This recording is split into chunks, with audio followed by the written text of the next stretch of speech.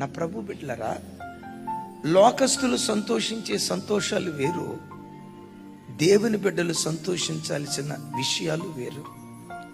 లోకస్తుడు ఉన్నాడే cell phone వాడి సంతోషం, లోకస్తుడు ఉన్నాడే టీవీ మీడియా వాడి సంతోషం, లోకస్తుడు ఉన్నాడే గంటల తరబడి వాట్సాప్ స్టేటస్ దగ్గర గడపటం వాడి సంతోషం, లోకస్తుడు ఉన్నాడే ఇన్స్టా వాడి సంతోషం, లోకస్తుడు ఉన్నాడే కట్టుకున్న బట్ట వాడి సంతోషం, లోకస్తురాలు ఉందే తను ధరించిన బంగారు ఆభరణాలు తన సంతోషం, లోకపు స్త్రీలు ఉన్నారే వారు కట్టుకున్న మేడ మిద్దెలు వాళ్ళ సంతోషం.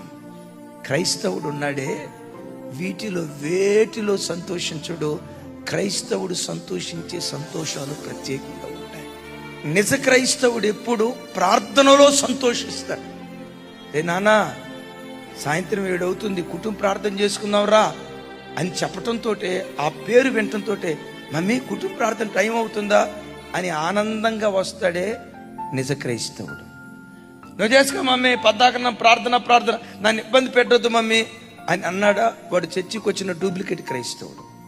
రే బాబు 5 అవుతుందిలే, 5:30 అవుతుందిలే, 6 అవుతుందిలే, అరుణోదయ ప్రార్థన చేసుకో, లేనాయన కంఠధ్వని దేవునికి వినిపించు అని తండ్రి చెప్పినప్పుడు ఆ మాట వినటంతో బాబోయ్ ఉదయం అవుతుందా, 5:30 అవుతుందా, అరుణోదయ కంఠధ్వని దేవునికి వినిపించాలి కదా అని ప్రార్థన నిమిత్తం ఆనందంగా లేచేవాడు నిజమైన క్రైస్తవుడు.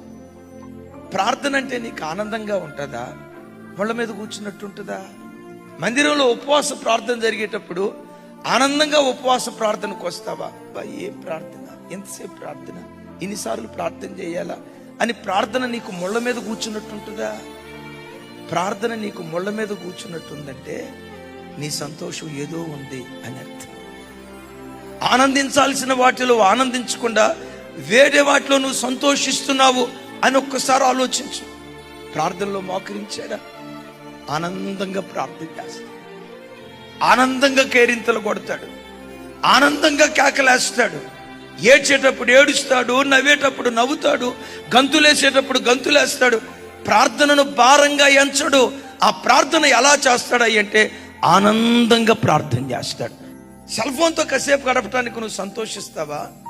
మోకరించడానికి సంతోషిస్తావా?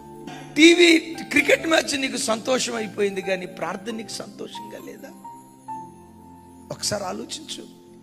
నిజ క్రైస్తవుడు ఆనందంగా ప్రార్థన చేస్తాడు, ప్రార్థన ఆనందంగా ఎంచుకుంటాడు.